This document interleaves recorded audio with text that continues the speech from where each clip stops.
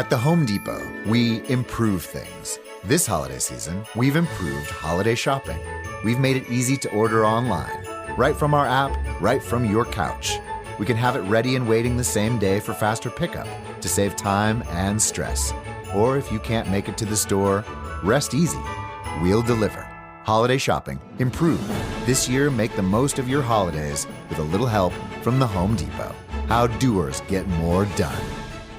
Welcome, readers. Today on Book Chat, we are switching it up and we are reviewing the television show A Discovery of Witches, Season 1. Stay tuned and find out how the show stacks up to the book. Today's episode is sponsored in part by audiobooks.com. Audiobooks.com now has 175,000 titles and 1.2 million podcasts. New customers get 3 free audiobooks comprised of 1 premium credit and 2 VIP titles. Use our promo code SHELFADDICTION, spelled as one word, when you sign up at audiobooks.com. Again, our promo code is SHELFADDICTION.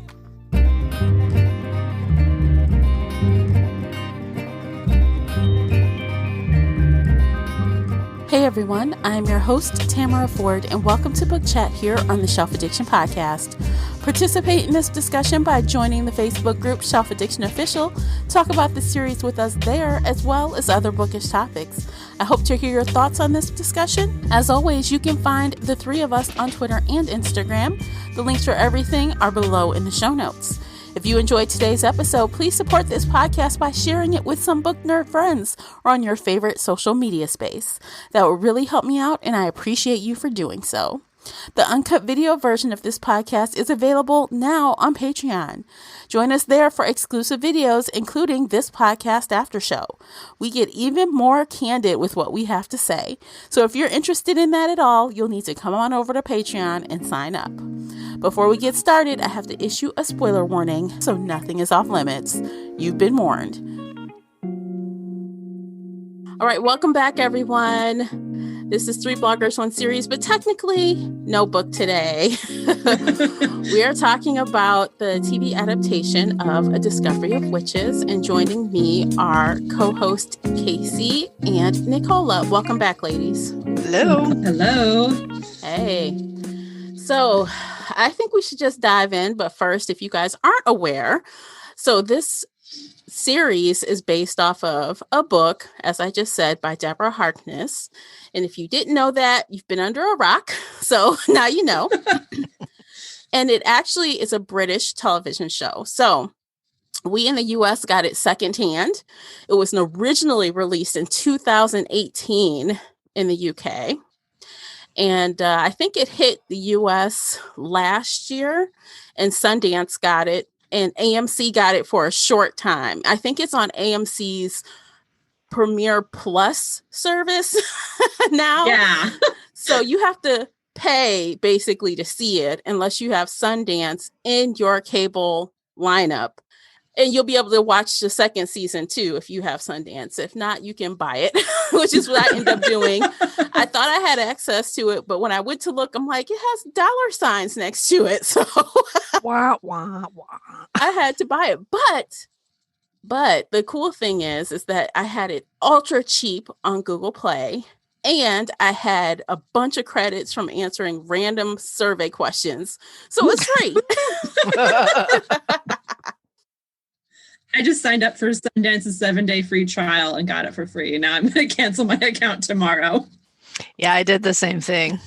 I hear that. Don't want to keep it because there's nothing else on there that I watch on that channel. Nothing. No, nothing. So I'm like, why did you guys give it to such an obscure, channel? I don't understand. Like, Lifetime would have took it, I'm sure.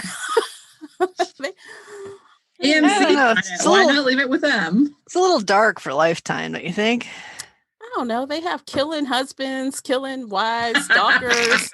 I mean, maybe you're right. babysitters. I never really watched that channel, so I don't know. Oh my God. I used to love it when I was younger before I knew it was bad TV. So It's fun TV. If it is entertaining, then, let's not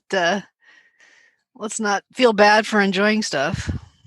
Well, after so many versions, iterations of the stalker or the best friend that wants your man, or I used to be on this discussion forum, and there was a thread for a while that was like, pitch that Lifetime for TV movie. And it was so funny because people were so creative, and they would spin these like paragraph about the most ridiculous movie plot, and then they would cast it for the leads, and like it was almost always Corbin Burnson and Meredith Burnett Baxter, and it was just it just got really fun. Maybe you had to be there, but it was very amusing at the time. Well, Lifetime loves their group of actors, so you see them over and over again. Yes. Do you guys remember Corbin Burnson? You don't. His name sounds familiar, but I can't see his face. But I know Meredith Baxter, though. Yeah. He was like, he got famous being this like slimy lawyer guy on LA Law in the 90s. And like he played like the suburban white husband on everything on Lifetime TV.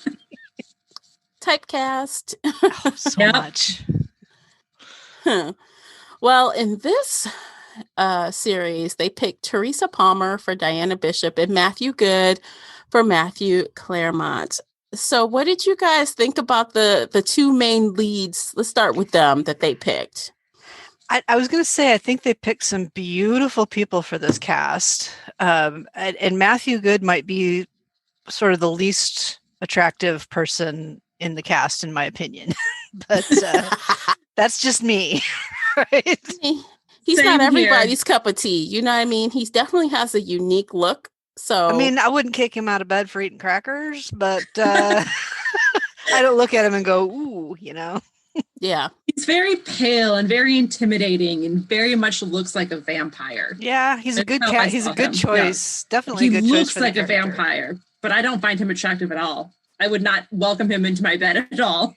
I'd sit in my bed and eat crackers alone. Well, for all of that, hopefully his personality is attractive.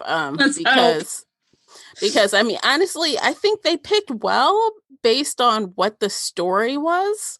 Absolutely. I think he fits the character really well. He fits the character really well. I don't find him attractive at all. So, pass. Yeah, I'm not jealous of Diana Bishop at all. So she can have him. It's cool. But I did like the other cast. I like that there were a lot of different shades of people in the cast. Mm-hmm. I love that. I liked that I just liked all the picks. Honestly, the only one guy that I did not really like for that character was Marcus, the guy they picked for Marcus.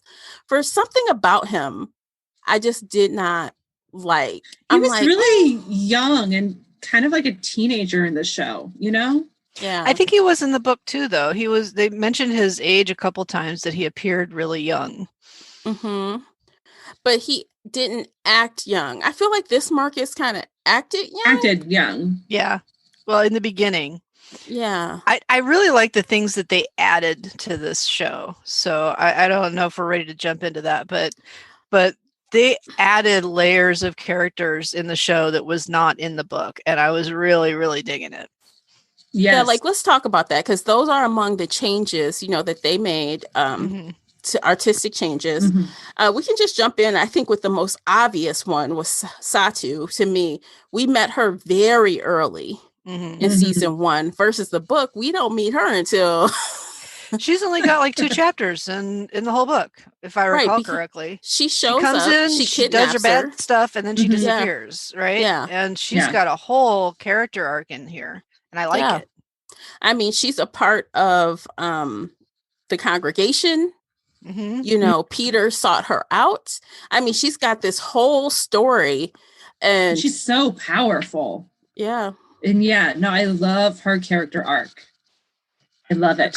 Agree. It's so interesting, and it adds so much, I think, to the backstory. So should we assume here that that listeners have already listened to our take on the book? You know what? Yes. Yes. I mean, if you want to rehash some stuff, we can. No, I was just going to say that, but, our biggest complaint about the book, I think, was that it was slow. And I Mm-hmm. think that every change they made in the TV show added tension and added interest and added character depth, and I'm here for it. Yeah. So Satu was one major change. Another one is they did Gillian Chamberlain very different in the TV show than in the book as well, which Agreed. I also liked. Mm-hmm. Yeah. I mean, Oh, yeah. I still think she was not that important overall, but it made her betrayal more cutting, I think. The fact that it was a betrayal, right? Because in the book, she was just kind of this annoying character that kept trying to get Diana to show up to the Coven events, and then she was not a friend, kind of betrayed her. But in this, they said she'd known her for 10 years, and she was there when Diana did her undergraduate, and she was her only friend in London, and so it made that betrayal that much more deep, I think. Mm-hmm. Yeah, I think that was a good choice because, in the book, it was like she was sent to infiltrate and get Diana to do, versus this, it was just her being naive and dumb and then not really understanding. She's not the brightest character. No, she's missing a few screws. Also, she needs a lot of help picking a better wig. I have to say, that was such a terrible, terrible wig. They did so many good things with the costuming in this show, and yet she just has this plastic hair. But it was distracting for me. It was really bad. She also did not die this season. So true. She's alive.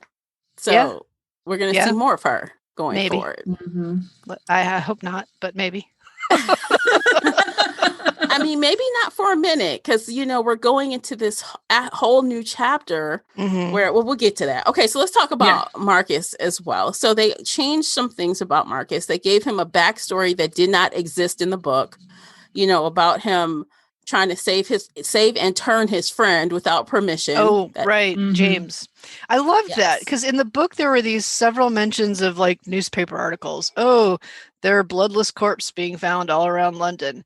And, maybe I was reading the book too fast, but I did not connect that to the failed turn. Like it was vampires that were failing to turn, or failing to sire, whoever it was they were trying to sire. I didn't make that connection when I read it. They also showed Juliet draining tourists in the book, show, which we didn't see in the book. And so that was another where I was like, oh. So much better than, I read another article about a dead person. Yeah. Way better. Juliet had a lot of screen time compared to the book. Yeah, although I still don't know exactly. I mean, I guess technically it's not her story, so we wouldn't get a flashback of her, but I'm like, why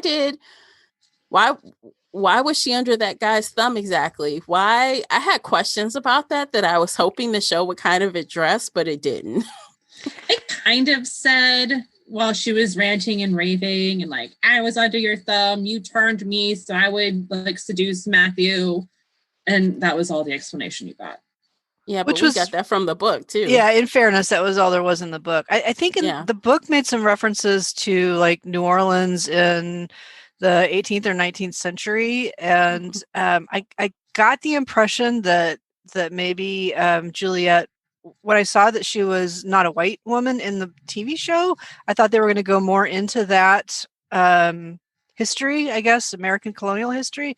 And they came up with something completely different, which was okay because I liked it. But she, I think in the book they talked about how now I'm blanking on his name, the vampire, the bad vampire, Gerard Gilbert. So Gilbert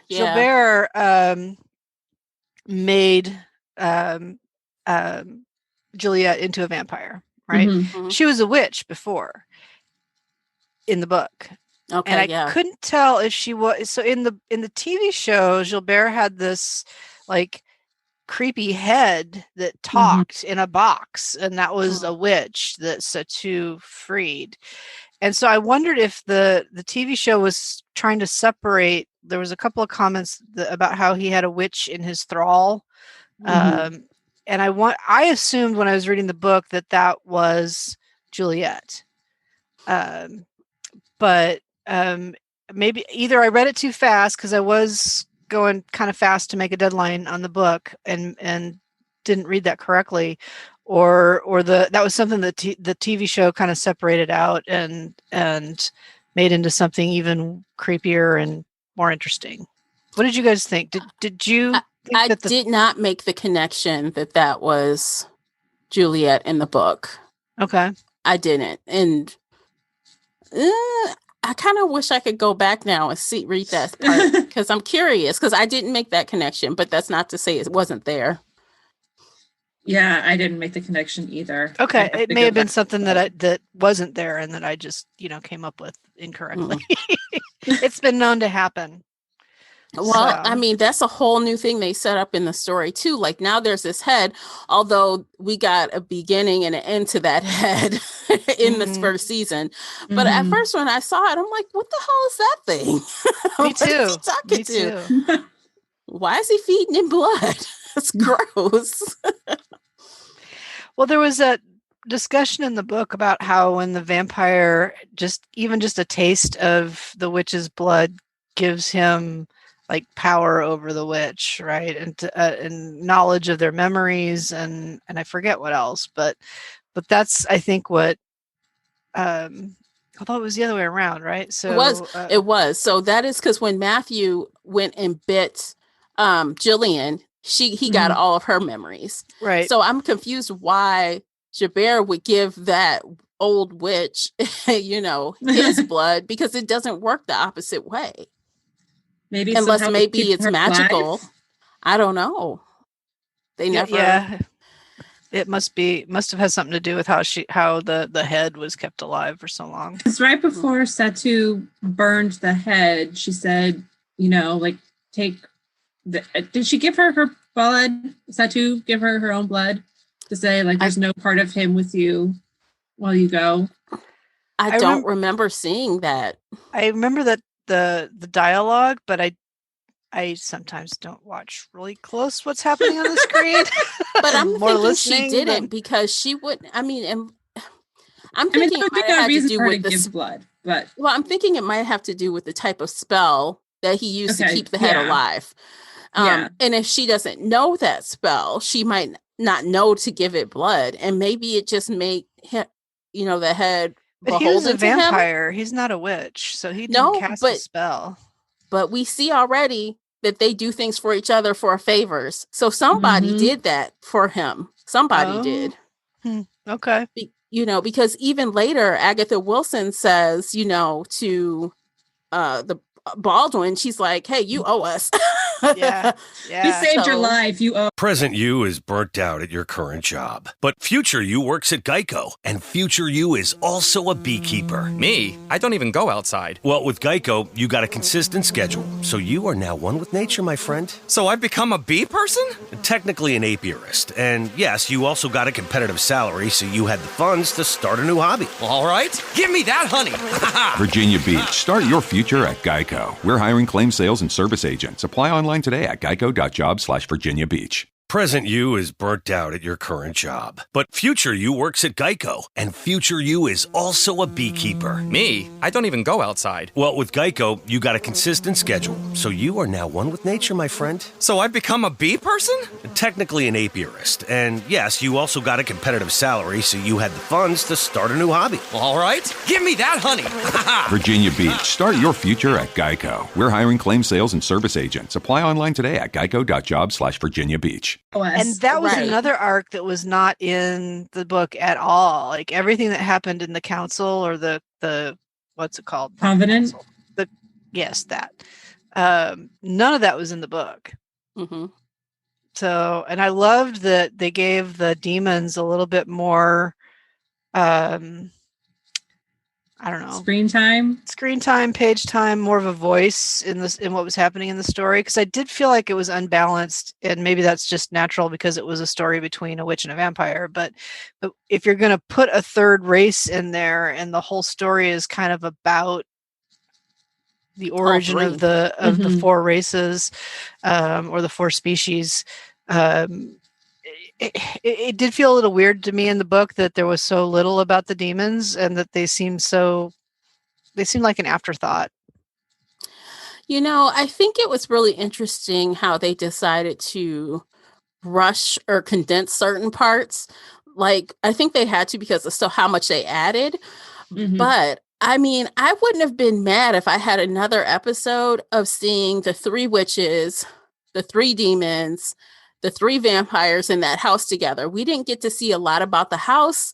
We didn't get to see, remember, it felt like it was a good amount of time in that book where we had interactions between them, discussions, things happening. And I kind of missed that a little bit. Like, even Halloween night, I was like waiting for like it to get dark. And I was waiting for that scene with the kid. That would have been so fun, but they didn't do that either. So I'm like, So I felt like Sundance was kind of truncating the last minute or two of the scenes at the end of the episodes. I don't know. Casey, did you feel that way? Maybe it's because I was going through Roku. I don't know. It was really rushed, but I actually preferred the way it ended with, them taking the step and she gasps and turn around and then it's over. See, I didn't have that in the episode that I watched. So in the episode that I watched, they were like in the room and they were getting ready, and like the bad witches were outside the house approaching, and one of them said something like, "Oh, they're alone in the top floor. That's not like Matthew. He's getting sloppy." And then like cut to the next episode. Oh no, you're missing. No, there were a couple of minutes after that. All right, so I might have to, at least on that episode, I might have to go back on like a different device. It might be Roku that was doing that to me. Yeah, I don't even know if it was a couple minutes, maybe 60 seconds or less. Yeah, because they were right up on the house, and then they kept switching back, and Diana's like, "Okay, lift your foot," and they're like, busting in. You can tell in the very last scene, it's like the door swings open. Diana turns around, but we don't know if they stepped or not. We never see if they put their feet down. It didn't look like like Matthew was next to her, though.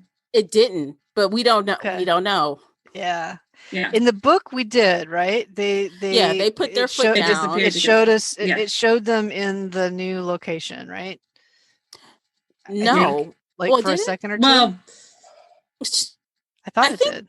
I think it just so that they knew where they were. I don't think they didn't talk to anybody. They didn't. But we knew that they succeeded. But they went. Right. Yeah. Right. And they landed where they thought they were going to land. And I hate to be like telling what happens, but I'm going to tell only because the trailers for season 2 are out. Yep. Season 2 trailers are out. So they go to 15.90. They do go. I'm probably going to go ahead and watch that before I cancel my 7-day free trial to Sundance, but maybe not all in one day. just some backstory for you guys. We decided to record this podcast, and I screwed up, and instead of watching the show, I read the second book. So we got ready to talk this morning, and Casey and Tamara were like, no, girl, you screwed up. So we signed off the meeting, and I went in my living room and I sat there for 7 hours and watched the whole season all at once. And then we got back online, and now we're talking about. But you know what? To me, that says something about how good this show is, because it would have been painful for you if it wasn't at least somewhat good, because that would have been hard.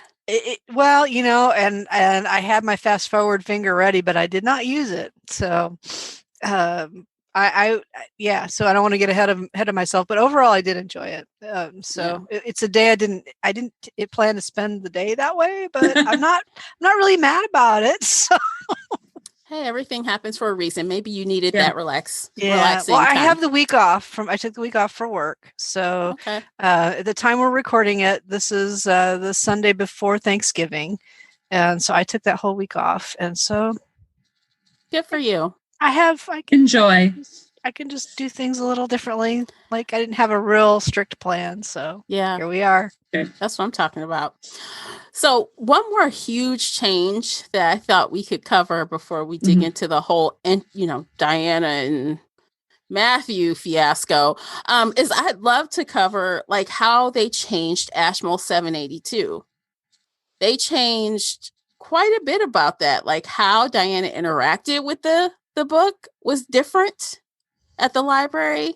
Like, how she burned her hand on the book. The words the burn were was different. The burn was different. They implied in the visuals that the words somehow kind of soaked into her body, which I don't think was in the book. But otherwise, it seemed pretty close to me. Well, in the novel, he does hear some voices when she picks up the manuscript, but she did not. There was no big blackout. There was no magical disturbance. She did not see words moving on the page, and she sure wasn't burned. She did see words moving on the page. So I don't remember that, but I remember she was hearing voices. Mm-hmm. So yeah, the moving words was definitely in the book. The whispery voices, I didn't notice that in the show. No, they didn't have that in the show, but it was in the book. Yeah, that idea that there was some kind of magical boom that all of the creatures could feel or sense, that wasn't in the book either. No. Well, she didn't see it in the book, but everybody showed up at the library over the next couple of days. True. So was it implied that there was a boom that attracted everybody? And because in the show we're not stuck from her point of view, we got to see it. Maybe. I mean, I got the impression in the book that it was like some kind of gossip thing, like maybe it came from Jillian originally, and then she told the coven, and they told two friends, and they told two friends. I don't know. And honestly, with the other creatures around, especially the vampires, I almost said werewolves. I mean, even if the witches are talking among themselves about it, it doesn't take much for a vampire to hear what they're saying. That's true. Right. And we can tell from the book anyway, and from the TV show, that even though they're all not supposed to be commingling, they do. Oh, yeah. There's yoga. Yeah. Which isn't in the show, but in the book, they have that yoga where everybody gets together. So. Right. They were he said he was taking her to his house. I'm like, oh, they're going to do yoga. And then it was just like a dusty old house. Mm-hmm. So. No yoga. Strange. And only one rowing scene. Yeah, one rowing scene. Thank and then God. They had a running scene. She was running. But yeah, a lot of that stuff in the beginning where Diana and Matthew had a lot of, run-ins with each other. Mm-hmm. Or, the time where Matthew was even kind of stalking her, that didn't exist in this show. It was condensed a lot to all to the good, I think. Yeah, for sure. It was too fast for me. Really? It was way too fast for me. But it was too slow in the book for you. Yes. Because by episode 2, she's like, oh, I trust him. I'm inviting him over for dinner. He'd never hurt me. And if I didn't know the book and what was going on with the book, I'd be like, bitch, what's wrong with you? You don't invite a man over. You were like that anyway with the book. Yeah, I know. I'm just not happy. It's either too fast or too slow. Yeah. Well, I mean, I like that he didn't do the creeper thing, although he did break into her apartment, but he was looking for something. He wasn't watching her sleep and all this other crazy shit. He was, and she was out, and she was not there. That was a much more palatable version of the scene for me. Yes. Mm-hmm. Yes. And at the time, like I was texting these guys while I was watching it. So I don't know. No, you guys didn't answer me. So you guys must have had something better to do for the day. But I think in the TV show, in the first, say, 3 episodes, he was way creepier than he was in the book to me. Like he was very standoffish and cold. And I think he is what the author wanted him to be in the book, but there was still these, I don't know, kind of unjustified happy, warm feelings that Diane had toward him, even though they weren't really warranted at all. Warranted. They weren't. Yeah. There was no good reason for them in the book. So I feel like in the show, he was definitely colder. He was definitely scarier. There was definitely more ambiguity about whether he was a good guy or a bad guy in the first couple of episodes. Up until Knox comes on the scene, and then she needs Matthew's help. And I actually like that about that character, because that is what a vampire is. So to have him actually act how he's supposed to act, right? Yeah. So I liked it a little bit, Tamara. Yeah, I know. Because you say that like, duh, that's obviously what a vampire should be. Duh. Who doesn't know that? Duh. No, kidding. I mean, of course they can make their own version of vampires, but I feel like this just rung more true, I think. And I don't know. I kind of, even though I agree with Casey, that relationship development was very fast in the show. But I don't hate it, only because, I hate to say it, but I think a lot of people that watch this show read the books. I don't think this is one of those shows that comes on and random people are like, what is this? It looks good. Let me watch it. I feel like, because there's like a mega fan base for these books. So a lot of people just understand without needing it on screen. That makes sense. Yeah. If you didn't read it, you'd be really confused and questioning Diana's sanity. But if you did read it, you're like, okay, I know this is happening and why, but it's really fast. And they should at least like have one date before they run off to his mother's house. Which they kind of do, but they had dinner that one time. He's still questionable at that point. Well, the dinner was kind of cute. And of course, I knew they were going to leave this in. She's like, what does my blood taste like? He's like, don't you dare ask me that. I'm like, oh my God. I think that felt more sexual in the show than it did in the book to me. I don't know what you guys think.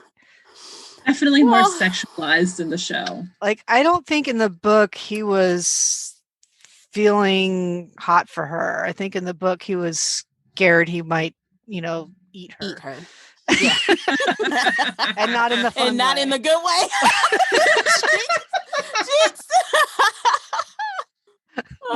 We think alike, Tamara.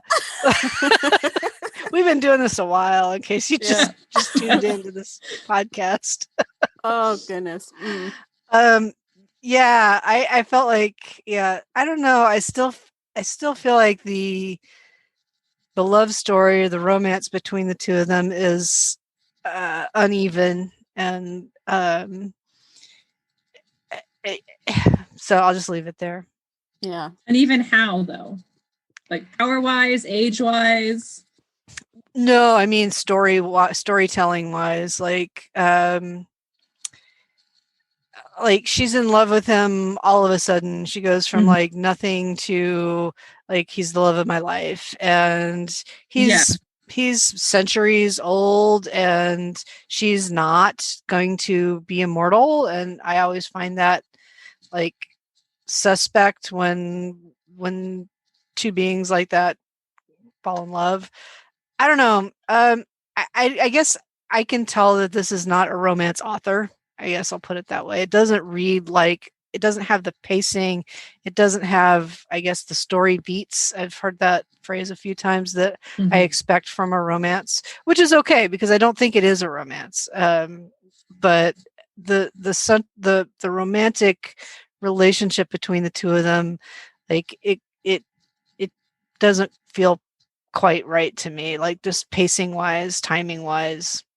It was very, very rushed. What about the couple of, third base scenes or whatever? Yeah, I did kind of fast forward through some of those because, like, and I think it wasn't obvious in the TV show that they didn't hit the home run. Maybe it's because I didn't watch it completely, but But I felt that was strange in the story in the book, and I feel like, to sell advertising or to make it more visually pleasing, they put a little bit more of that in the TV show. I don't know. I mean, it was pretty. I wish good I eye could candy. see who wrote it. Okay, so a lot of these were written by women. A lot of these episodes were written by women. I see a guy's name One Time, directed by men and women. So I feel like sometimes they put sex in the box with love. So sometimes I think they show you sex or passionate sex thinking that you will think they're in love. Mm-hmm. So that's why I was curious if it was men or women writing and directing who made those choices, but looks like a little of both. That's a good point. Because they didn't have time to fall in love. It was fast. It was like 3 weeks. By the time they went to go see Isabeau, it was so... Mm-hmm. It was and week, right? Even Isabeau was like, Yeah. And Diana's like, it's not a choice for me. I love him forever and always. Yeah. That in particular made me start trying to draw lines with Romeo and Juliet, because, well, first of all, Shakespeare is like a big presence in the second book, right? And spoilers. I'm not doing any spoilers, but you already know he's going back to the Kit Marlowe days, right? Yeah. So 1590. Right. So it's just so fast, and they've got these two families that are making sure that they can't be together, and it's going to be war if they come together. So I haven't read the third book yet, but I kind of feel like we're tracking to a Romeo and Juliet kind of story. So I don't know. I don't know. I'm keeping my mouth shut. I don't know. Yes, you do. That's okay. I'm just throwing it out there, so you guys are going to think I'm extra smart if it turns out to be true. Okay. All right. So what did you guys think about Isabeau? Do you think that was a fun pick? Did you like her as Matthew's mother? Did you think she was like the character in the book, or no? I loved her in the book. And I feel like the TV show tracked pretty closely to the book with what Isabeau did and said. I don't know that she... With Metro and the best deal in wireless, you can rule your day. Get 2 lines with 5G access included for just $35 a month per line. Period. With taxes and regulatory fees included every month. All on America's largest 5G network at no extra charge. Metro by T-Mobile. Empowering you to rule your day.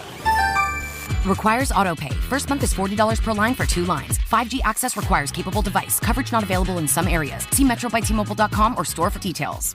Present you is burnt out at your current job. But future you works at Geico. And future you is also a beekeeper. Me? I don't even go outside. Well, with Geico, you got a consistent schedule. So you are now one with nature, my friend. So I've become a bee person? Technically an apiarist. And yes, you also got a competitive salary, so you had the funds to start a new hobby. All right. Give me that honey. Virginia Beach. Start your future at Geico. We're hiring claim sales and service agents. Apply online today at geico.jobs/Virginia Beach. Kind of jumped off the screen for me the way she jumped off the page. I think they softened her, I think, in the TV show. I don't know. I just thought that whole hunting scene would be a lot more gory than what it was. I mean, come on, this is cable, man. I thought it would be, you know what I'm saying? I thought it was going to be a lot more. In the book, it was really drawn out. It was a whole day. She went from like a rabbit up to a I think, was it a deer at the end? But she went through she killed 3 or 4 animals, and it was like drawn out. And Diana was kind of horrified, but she knew she was being manipulated at the same time. And I don't know that really came out on the TV show the way it did in the book. No, it didn't, because Diana was like, "Oh, you ate a squirrel, big deal. I'm not scared." Yeah, she's like, "Oh, peace, bitch. I'm going home." Yeah. That all you got? Right. I'm like, oh man, they could have did so much more with that. And I also think they could have did more with the scene where Satu had Diana in her, under her control. I thought for sure that would be more rowdy than that because again, this is Cable. Like I feel like if you remember the book, her back was tore up. They couldn't even get her shirt off without putting her in the bathtub because it was stuck to her back. Yeah. In the TV show, they were like, oh, you have this pretty little brand right here. Huh? And that's it. I mean, like, it was, come on, like in the book, Satu, like, beat her ass. In the TV show, they were like, oh, she got thrown down a well and she has a pretty little, perfectly shaped brand. And that's it. And she, oh, her cheek is bruised. I mean, like, I'm saying? I wanted a whole lot more from that. Not like I want to just see people trying to beat other people up, but I feel like if you're gonna go for broke, go for it. Maybe that's part of Satu's character arc. Like it looks like she's gonna get some kind of redemption story. Maybe that would be interesting. Show. Yeah, because she's definitely more complex in the TV show than she was in the book. Mm-hmm. She's definitely more ambiguously bad. Like she saved the Meridiana, and she's I don't know. So I think she's that might be why they didn't go into Peter. Well, who does? But yeah. I mean, that might be why they didn't make it quite so brutal, because maybe they want to the audience, they want the audience to forgive her. Yeah, maybe. That is the other point out of two that I fast forwarded a little bit because I just don't really want to watch that kind of brutality. I'm sorry. I watch. Okay, look. You're good with it? I watch on TV. Okay, I'm just saying. I mean, they didn't even have to show everything. They could have had her screaming because sometimes it's what you hear and not what you see. And I'd still be fast. I don't want that. I don't know. I just felt like it was a cop out. So like those two parts specifically, I feel were kind of like lackluster. I'm like, dang, these are like pivotal, scary parts of scary with air quotes parts in the book. Yeah. They were supposed to be traumatizing and like kind of left some kind of mark on Diana. And Diana's like, I'm gonna get that bitch back. I mean, basically, she didn't even really like she was beat up, but it wasn't terrible. And she became more worried about being like at the bottom of the well and having to fly out. And that became her source of angst over the whole thing. So at the end of that scene, if I remember correctly, she was like, she tried to cut me open, but she didn't. And she had that look in her face like, I'm going to get you back, bitch, even though she didn't say it. But, I felt like she wasn't as traumatized as she was in the book from that experience. To be honest, that whole scene is the biggest problem I have with the series so far is that, there's this whole premise that her magic comes out when she needs it, right? And like Matthew's chasing you and, now you can fly. But you're actually like being tortured by this witch and you don't fight back. You don't shield yourself. You don't, I mean, there's no defense, not even to mention an offense, right? But there's not even a defense that comes up. I found that a little bit spotty as far as the plotting goes and how her magic is supposed to work. I agree. Yeah. And also in that scene, there was another missed opportunity. In the book, there were many ghosts there, not just her parents. Yes. And at the house too. Yeah. So there were opportunities missed to like make it more creepy or like, what I'm saying? Just add a little something to, I mean, how much would it be to throw a couple more extras in there milling about?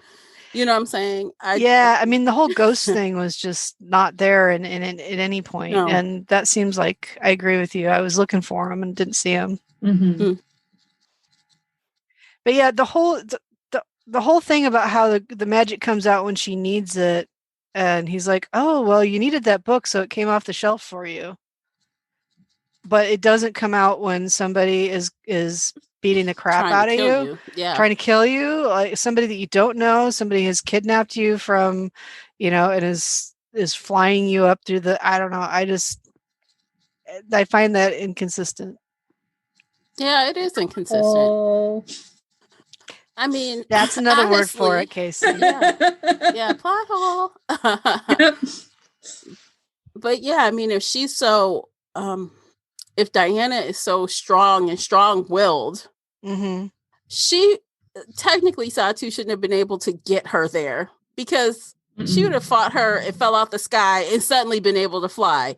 That technically probably should have happened based on how her powers work. Right. I mean, that's what Satu wanted. So maybe that's why it didn't, and Diana didn't want, I don't know. I don't know. I just chalked it up to, and I know this is extreme because it goes against all these other magical things seeping out, but I just chalked it up to, her being spellbound. So I think like Satu had a hard time breaking in because of the binds that were around her. But see, that's someone trying to get in versus her powers trying to get out. You know what I'm saying? Yeah. I mean, you could argue maybe that if her mother had really foreseen what was going to happen, that that binding was specifically targeted to protect her during that whole session. But I don't know. The whole it only comes out when you need it doesn't work for me. Like there were times where it came out that I didn't feel like was a big deal. And there was times when it didn't come out when it seemed like it was a pretty darn big deal. So, and it doesn't even track even in the book after a minute, because when you're when you're trying to go to another place, another time, do you really need that? Like from the kitchen to the barn? I mean, like it's starting to just break out. It's like, is she breaking the bindings herself? Is that what's happening? Is she just pushing through them or what? I don't know. I felt like when she came out of the oubliette that she had become unbound. I think she's no longer spellbound at that point. And we find out why she can't cast spells very well. So that later. So the fact that she's having trouble learning this witchcraft with her aunt and with M, does feel like I don't know, it makes, I guess you don't know for sure that whether she's still spellbound or not at this point. Yeah. But I felt like when she unwound that ribbon, that meant she was no longer spellbound. Free. Yeah, but they didn't even cover that in the show, because I was waiting for her to see these, because the mother was telling her the story in the show, in the book, and she was talking about the ribbons right there. But instead, the show decided to show it in a flashback and let her watch her parents bound her. But that was later, wasn't it? It was in the same episode. Okay. But it was back when she was with Emily and Sarah, right, correct. Right? But in the book, she got that story as she was trying to figure out how to fly. They were telling her the story about the princess and the ribbons and all of that in that moment. But the show decided to skip that and let's just show it all in a flashback after the fact, which was... No, there was a little bit when she was in the oubliette about her mother it was her mother's voice telling her the story about how the princess learned how to fly. But she didn't mention ribbons. She didn't mention any of that. No, she didn't. She just mentioned the Dark Prince and how she has to help herself or something. Yeah. And fly, girl. Go ahead. That could have been such a cool. That could have been such a cool visual scene too. And I know there's a missed opportunity, Tamara. Yeah, because I mean, can you imagine the ribbons kind of flying off of her or floating off of her? She's trying to figure out what's what, and that could have been amazing, but they missed it. They missed a couple opportunities. Those two freaky dreams that she had early in the season on the TV show, where she kind of wakes up and there's spiders and there's like webbing. Yeah, was that supposed to be the ribbon? I don't know. But I don't know, because I'm crazy. I don't remember anything about spiders in the book. No, there wasn't that I remember. I didn't like it.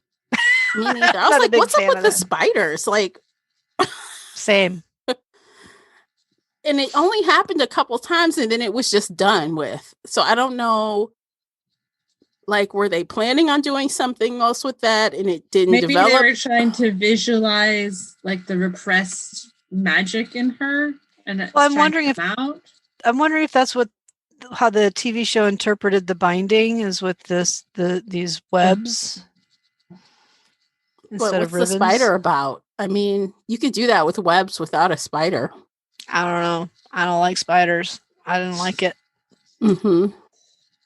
And I can see like them doing that. Let's say if there were so many webs on her that she literally could not move, that would, to me, show, she's bound. But that wasn't what we saw. She's just jerking up in, I don't know. Leave the spiders out of it, people. I don't know. Yes, no more spiders. That's no. Yeah. Do not want. No. Do not recommend. Do not recommend. 0 out of 10. Nope. Pass. No spiders. Yeah. I think the book. I think the book did mention just sort of like restless dreams, but it didn't get specific. So maybe that was just some artistic license from the director. That might be an interesting thing to look at, is whether that the person that wrote and or directed the first couple of episodes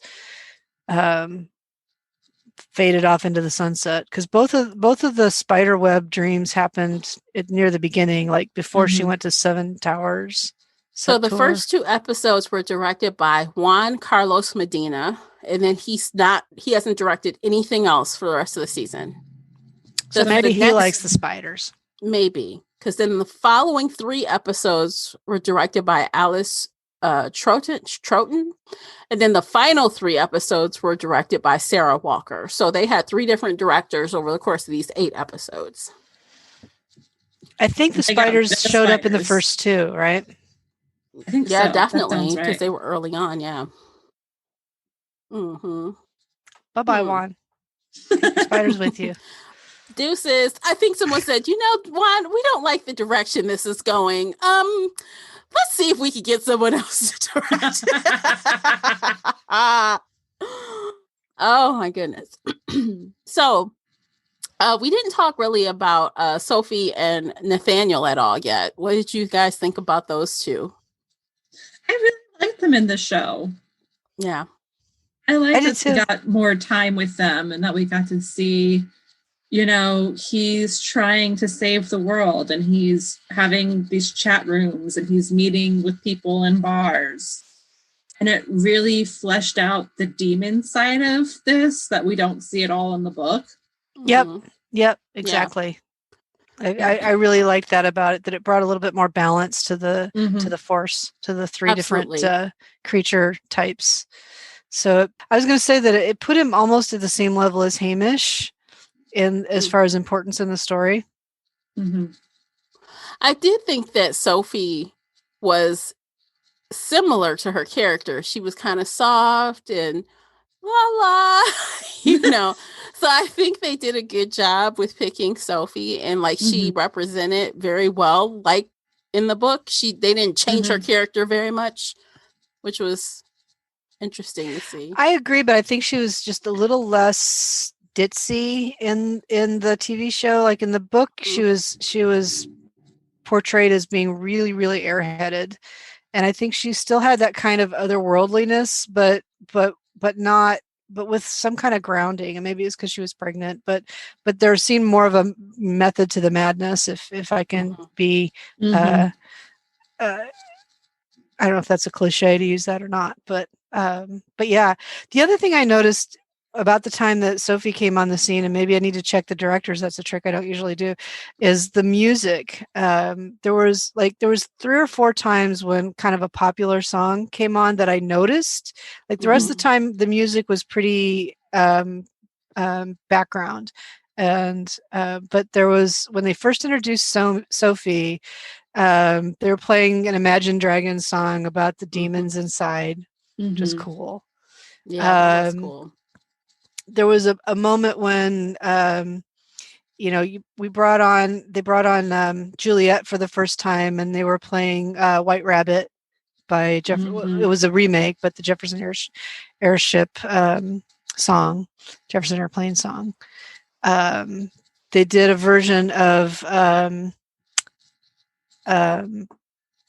Fleetwood Mac song, which, what's her face, Stevie Nicks, is pretty associated with witchcraft. Even though she wasn't the one singing, I think she was the original artist on that with Fleetwood Mac. So the moments when I noticed the music, I really liked that the words mattered to what was going on the screen. Music is so volatile when it comes to like TV shows and movies. Like I can remember a couple of shows that like those, I don't know if it's the people who do the music or if the directors have a hand, but there are a handful of shows that they nail that music every time and they have you bawling your eyes out or whatever. Yes. And Grey's Anatomy does that very well. Yes. They do it very well. Shonda Rhimes, I think, is just kind of famous for pulling in the right music for the show. And that's where it started, was with Grey's Anatomy. Oh, buddy, ABC, I hope that Disney ticket was worth it because you lost your cash cow. Did you hear the story behind that? No. Okay, I'll have to tell you guys later because apparently Shonda Rhimes said deuces to ABC for Netflix over the last straw was a Disney World ticket. But we'll have to. Yeah, that's what I read like a couple weeks ago. Wow. Like, hope it was worth it. She's got that whole Shondaland thing going. She cut the deal with Netflix like a year ago. So I don't know. Yeah, the Bridgertons are coming. Yes. And actually, this is not going to be on Three Bloggers because it's not fantasy, but I do want to read that book before the TV show comes out. Let's do it. I'm planning on reading it soon.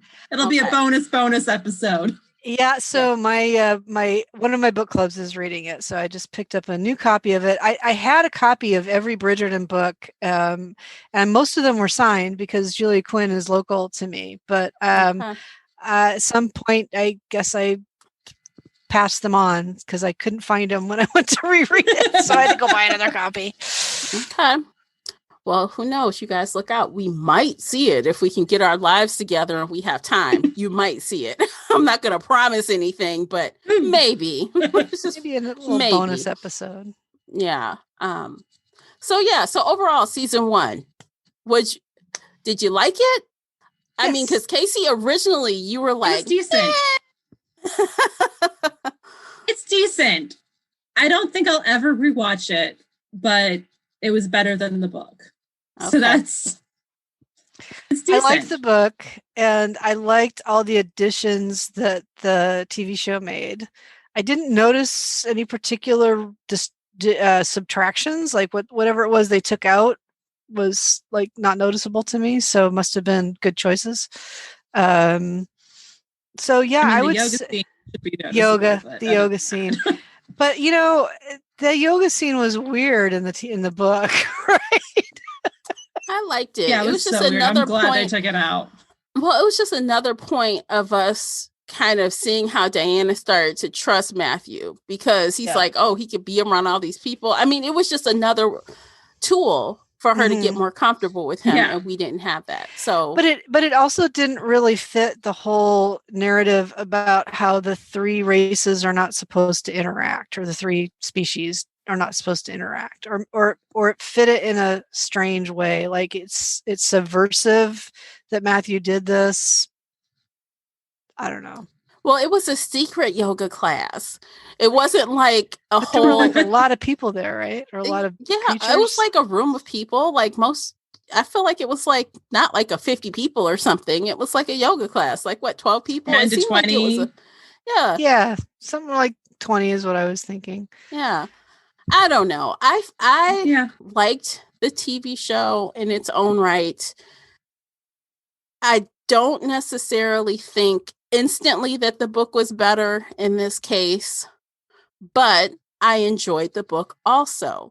For me, usually I can be like, oh, the book was better. Right.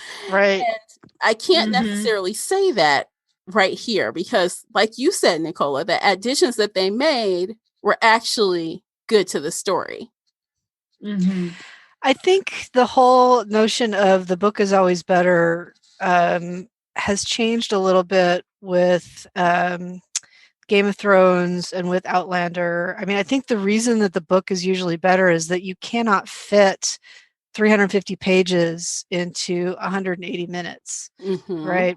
So when you take a whole season, or you take 8 episodes or 10 episodes or whatever the right number is, but you take your time and you can kind of emulate the rhythm of the book with the episodes of the TV show without having to rush through it in one sitting, because most people don't read a book in one sitting. And most people don't sit and watch 8 episodes in a row in one sitting, I don't think. In general, I think fantasy just translates better to TV shows in general, because all the shows we've mentioned are fantasy. You have more time. Right. And I think that that's partly because of the fantasy. First of all, they have a huge fandom, right? More so than any random bestseller does. If you think like a John Grisham book or something, like, would you really make a whole season of TV shows out of I would not want mystery to see that. I would not watch it because that shit is depressing. So, well, yeah, but I don't know. I think so.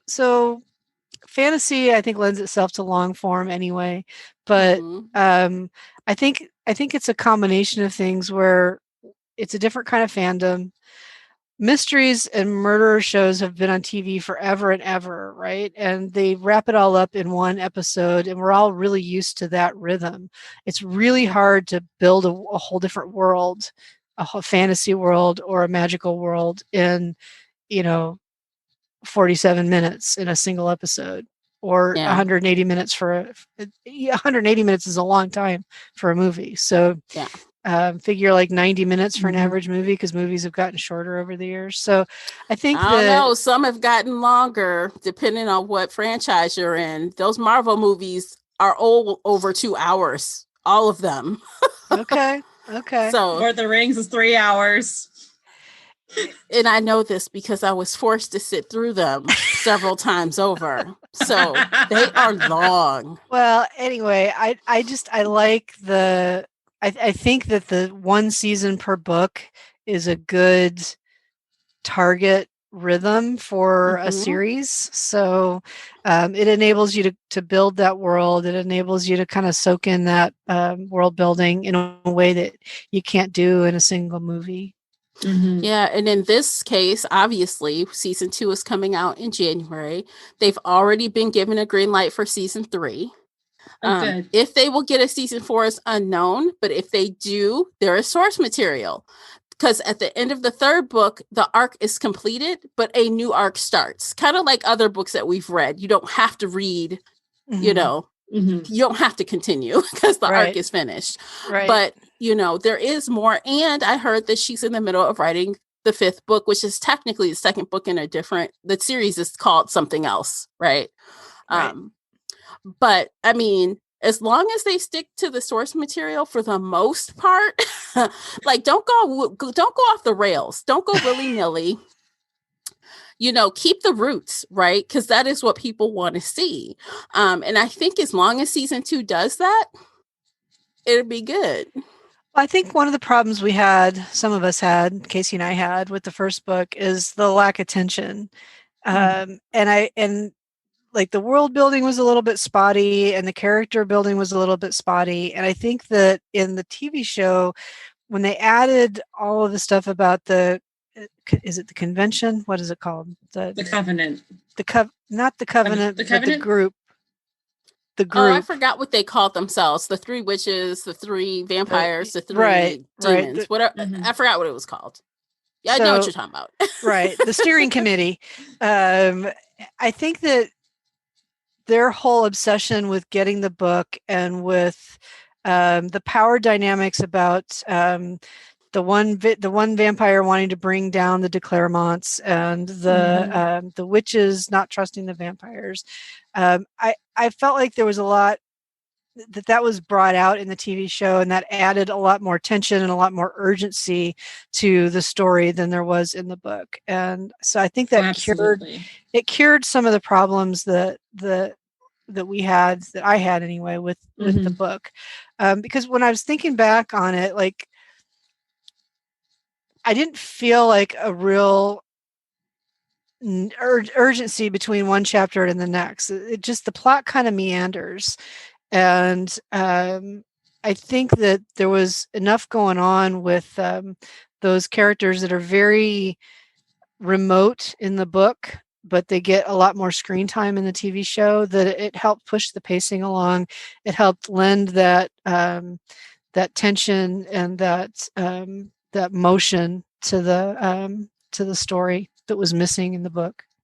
Yeah, I agree with you. Definitely, when producers and directors look at what an audience needs, it's definitely different than what a book reader needs. And as far as that's why I was saying stay true to the root of the story. And they did that. They did it successfully. They added what needed to be added, but they didn't say, oh, it's no longer a book, now it's a stone. Or, you know what I'm saying? Like, instead of ghost, we're going to have werewolves. You know, they didn't go off the rails, like I was saying. They stayed true to the original story, but they did what they needed to do to up the value on the screen. One thing that I really liked that was not in the book, but it wasn't not in the book, is the scene where they've already been to SEP tours, and Matthew goes back to London because the lab has been broken into.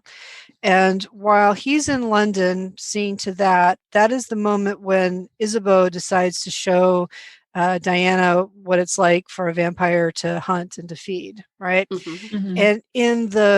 And on the TV show, they interwove the scenes with Isabeau hunting and with Matthew hunting down Jillian, the witch. And in the book, he kills her. We don't see that in the book. We find out about that after the fact. So in the TV show, he doesn't kill her, although it's not clear to me that she actually, I mean, she's kind of dumped on Sylvia's doorstep. I'm not sure. Does she actually survive beyond that? The implication is yes, but we don't see her again. We saw her wake up, even though she was obviously lost blood loss, right? But she kind of like, yeah. I think they left that.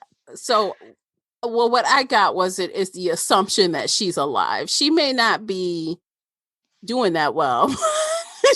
I felt like it could go either way. Like, it was ambiguous. So like he might have left her alive, but dying. Right. But then he could really say, I didn't kill her, but she died from her wounds.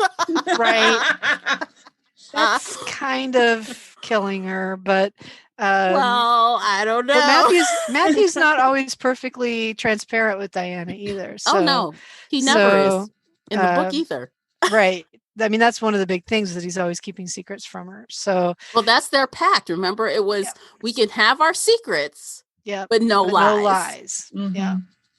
But anyway, just as far as like, I'm no student of cinematography, but the way they interlayered those scenes was fantastic. I loved how they did that. You know, I just thought of something. Mart was such a minor character in this series. Or this season. That's right. She didn't even give her the tea. Yeah. There was no tea. There was no tea. No time for tea, I guess. No birth control. That was such Who a big needs deal. it? There's another thing that was missing. They're not having sex. But maybe they are. I don't know. I mean, it looked like he was just going down on her. Yeah, that's what I was gonna say. I'm like, well, at least she's getting hers, if nothing else. She's getting something. I mean, honestly. I mean, why not? If I hadn't fast forwarded through those scenes, I would have missed our appointment to chat tonight. So I hit the button on those. They're pretty. Okay. I could see that much. Nice firelight scenes, sculpted musculature. So yeah, I'm glad you guys liked it for the most part. I definitely thought for sure you guys would be dumping on this more, but you weren't that bad. For sure. I actually really liked it. It was better than the book. The pacing was much better. I think my biggest problem was that they rushed through romance so much. And like she goes from I don't trust you to I have no choice but to love you for the rest of my life in like 3 episodes. And I'm like, okay, when did this happen? Why did this happen? There's only 8 episodes altogether, so I know. They probably could have done 10. And that's kind of been the sweet spot for a lot of cable shows is 10. I'm surprised, but they probably weren't sure, so they didn't want to do 10, but BBC always kind of goes their own way too. Like they've done series that are episodes. Guess what season? Yeah. Season 2 has 10. Oh wow. Nice. I see it already. I can see it starts January 8th and it has 10 episodes. 10. So I think that was them not wanting, like, it must cost so much money per episode. And they're like, well, let's test the waters. We'll do 8 and let's see. See how it goes. Yeah. I mean, I don't know. I feel like the BBC has often done much shorter seasons than Hollywood. And that was back in the days of sitcoms and network TV. That was something that was really different between the United States and British television, is that they would do a season that had like 4 episodes and they were done. Well, I mean, here in the US, cable TV, the takeover of cable TV is what really, and streaming TV is what really introduced those shorter 10 episode seasons. Before that, we never had anything that was 10 episodes. So that is kind of new to us, kind of still. Yeah, I mean, I think that's pretty much the standard now, but I don't know if there is a standard that says, oh, it should be 10, right? There's some shows I've watched that had 12 and some that had 16 and some that had 6, so I think it's still kind of the Wild West as far as that goes. Like, it just depends on what the story requires. Totally. Or what the sponsors will pay for. The fact that the flexibility that is there is what makes it so cool, because let's say you plan for 10, but you really don't need 10 to tell the story. You don't need to. We don't need a filler episode. We don't. Montage episode. Right. Or if you plan for 8 and you really needed 10, you know what I'm saying? Once you've got the budget, you have the capability now to tell the story the right way and not be limited to having right, because you don't have to slot it into the network slots. Yes. Yeah. Right. Exactly. All right. Well, you guys, I think we're done. What do you think? I think we're done. I think so. I think so. Well, I would love to know what you guys out there think of this show. If you saw it, if you didn't, did we convince you to watch it? Or read it? And, if you've done both, because I know, like I said, there are mega fans and I'm sure you guys are catching this. Let us know what you think about our comments on both the book and the TV show. I'm not scared. I'm not scared. And if you like our talks on the TV shows, let us know. There's other options, We've done a few. We've done it once before with Good Omens. So if you enjoyed this one, check out our episode for Good Omens from about a year ago. Oh yeah, definitely. I think you'll like that. It's another British show. We are all about the Brit show right now. I don't know. All right, guys. So that's it. Thanks for joining us today, and we will catch you in the next episode. And until then, take care of yourselves. Bye, guys. Bye, everybody.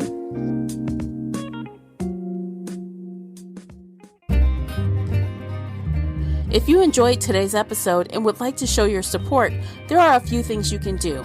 Head on over to Apple Podcasts and leave a positive 5-star review, or like this episode on your favorite podcast player. It seems so simple, but it really helps me out. You can share this podcast with other book nerd friends or on your favorite social media space. You can also join the Shelf Addiction Patreon family. For as little as $2 a month, you will help us produce even more awesome content for your ears. You can also consider joining the Shelf Addiction Official Facebook group, where we talk all things bookish and more in a safe space. The Shelf Addiction Podcast is a part of the Nerdy Maven Network. You can also reach us via email at info@shelfaddiction.com. Thank you for listening.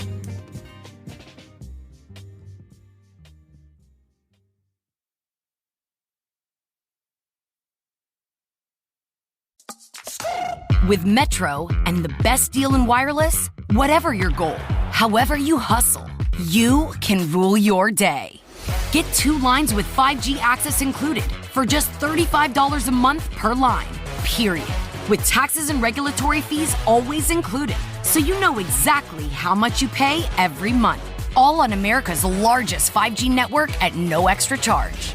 Plus, at Metro, get the latest 5G phones, like a Samsung Galaxy for less than $100 when you switch. That's the best deal in wireless, so you can take control of your day wherever it takes you. Metro by T-Mobile, empowering you to rule your day. Requires autopay. First month is $40 per line for 2 lines. Samsung A51 requires port from eligible carrier and ID validation limited to 2 per account. Coverage not available in some areas. See metrobytmobile.com or store for details. We know you have a lot of choices when it comes to your education. It's time to make Thomas Nelson your first choice. We believe learning should be personalized to fit your needs. 50 years ago, we opened our doors to provide Peninsula residents access to a high-quality education. Today, Thomas Nelson continues that tradition and offers an education that is personal, affordable, flexible, and local. Make Thomas Nelson your first choice. Success. It's closer than you think. Visit us at tncc.edu.